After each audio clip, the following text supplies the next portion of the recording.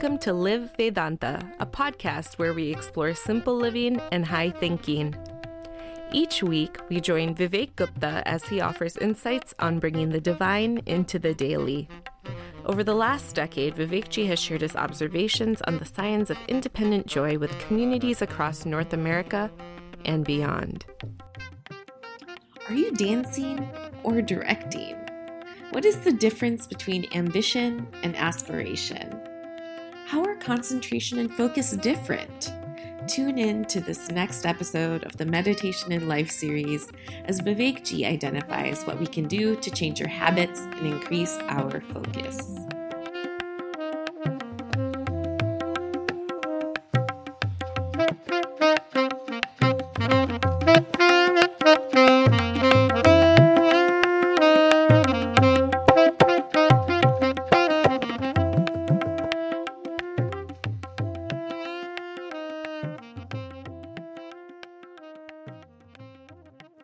Hariom and greetings from Niagara Falls. What flows like water, reflects like a mirror, and responds like an echo?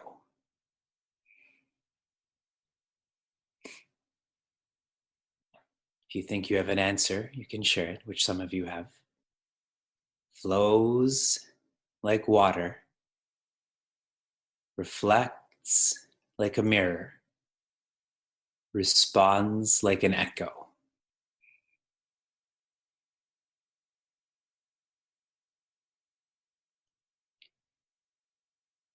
It is Tao. Tao is a word for energy, divine energy. In the language of Vedanta, we would call this Sat, or existence. Where does existence not flow? What does existence not reflect? And how does existence not respond? Existence does all of this because existence is all of this. And anyone who's tuned, is synced into Sat, then that person is meditation. That person is infinite. And this is what our course is aspiring to do for us, to show us what our true purpose is, what our true potential is. Our last chapter, Progress Halting Ruts. Why do you think people are afraid of studying scripture, of studying the Shastra? Why are you afraid of studying the details of Ramayana, Bhagavatam?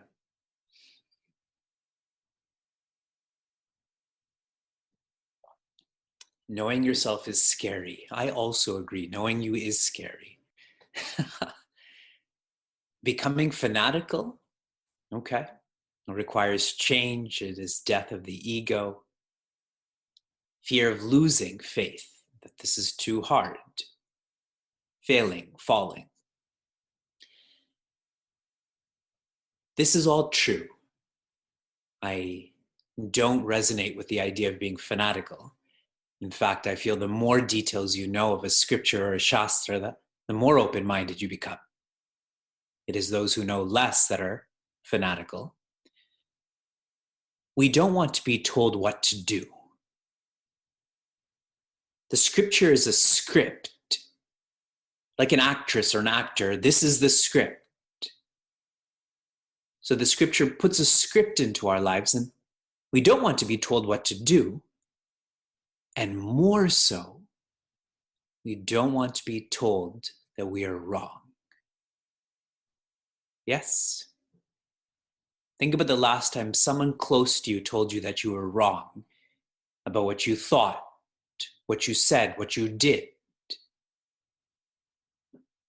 In public discourses, I have to be very cautious about talking about being a vegetarian, drinking alcohol, because nobody wants to be told what to do. Nobody wants to be told that they're wrong. Even in this class, for a year and a half, I've been sharing, don't eat before class, so don't drink in class. But nobody wants to be told what to do or they're wrong, so one keeps on doing it, no?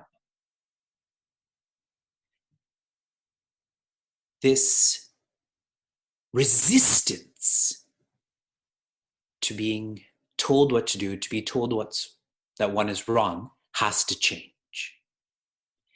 And this change comes by cutting new channels of thought to steadily and sincerely become more open-minded, to become less ignorant. That this person is wiser, they're telling me I should do this, let me be open to that.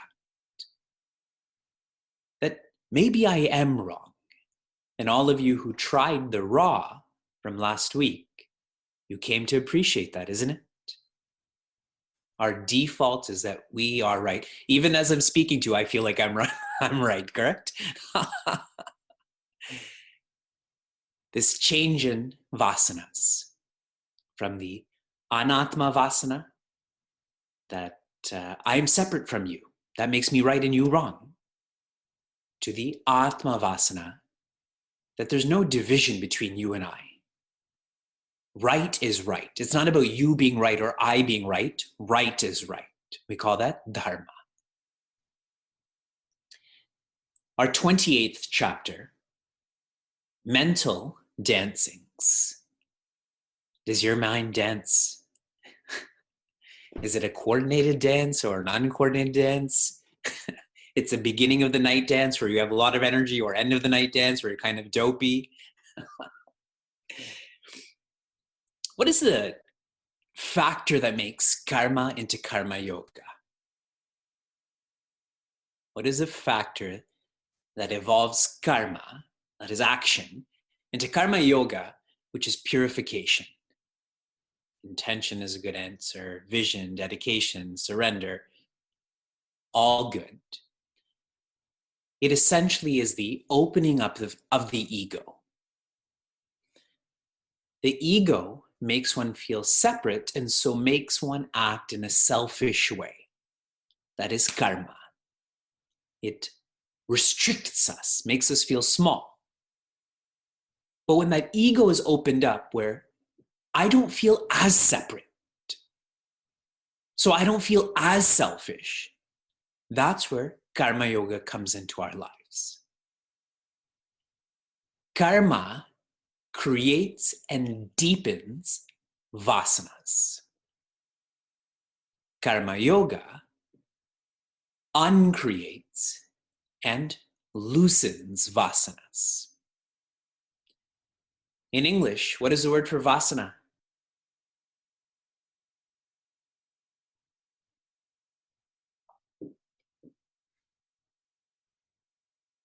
You're not giving me the word that I want. Blueprint. The blueprint to our desires, to our thoughts, to our actions. The alternative answer is stink. Some of you wrote smell, but I prefer stink. Our blueprints prevent us from changing, isn't it? For a year and a half, we've tried to be more disciplined with our sleep hygiene. For a year and a half, we've tried to be more disciplined with reading, writing, reflection. How come this is so hard?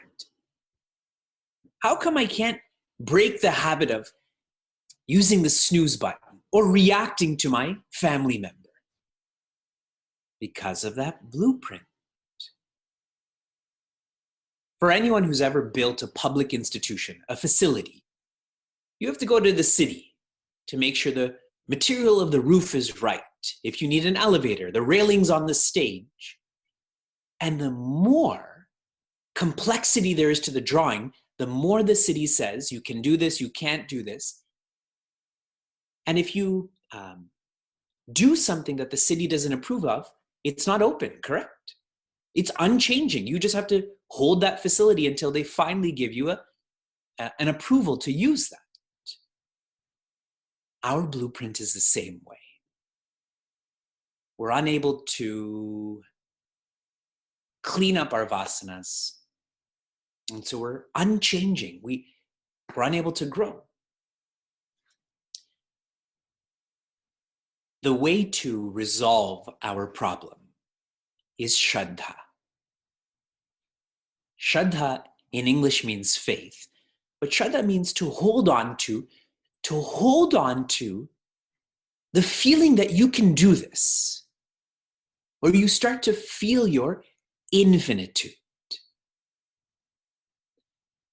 Those people who really love, let's say they're creating a public institution, they'll go through any hardship to ensure that that facility is open for the community, for the youth, yes?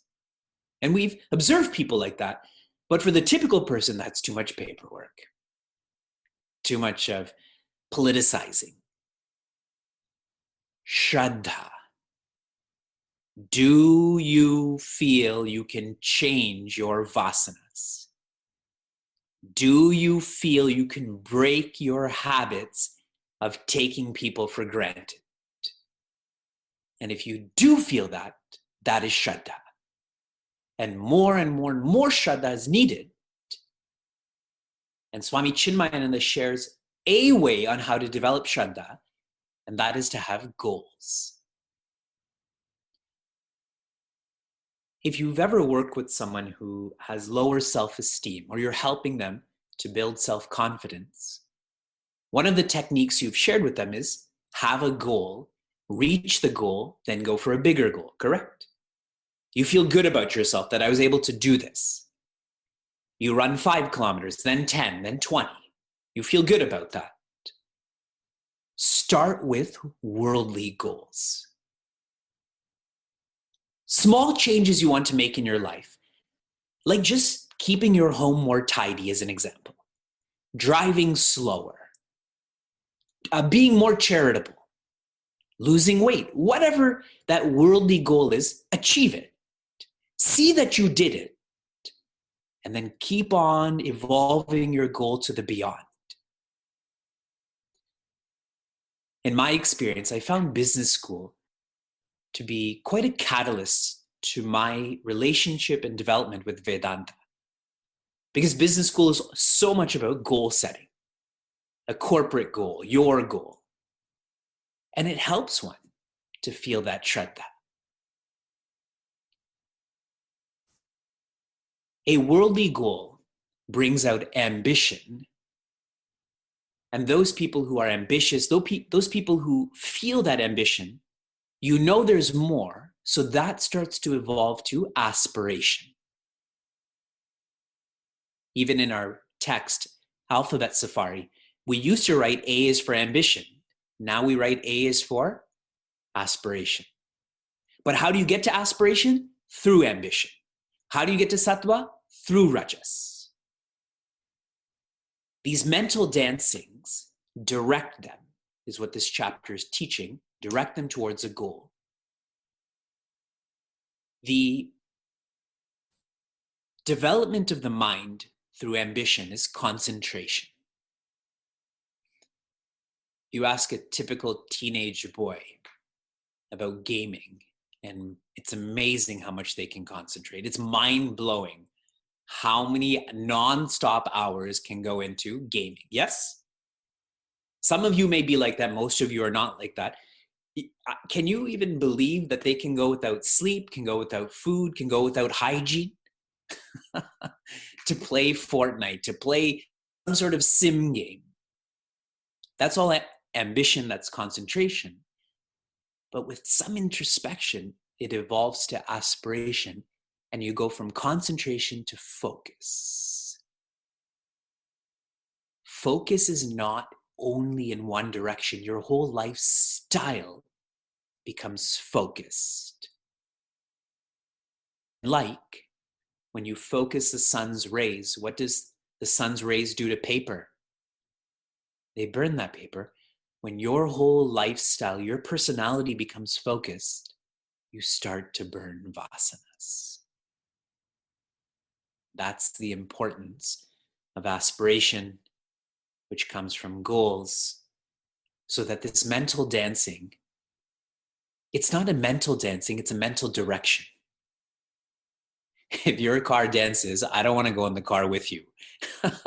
If your car is directed, sure, we can ride together then. Last thought. Throughout this chapter, what is written is, the more you perceive, the more agitated you are. And so I'll simplify, I'll create some alliteration. The way to reduce our mental dancings is less touching means less thinking. The less you go into your fridge, the less you'll think about the condiments that you didn't bring to the table, correct?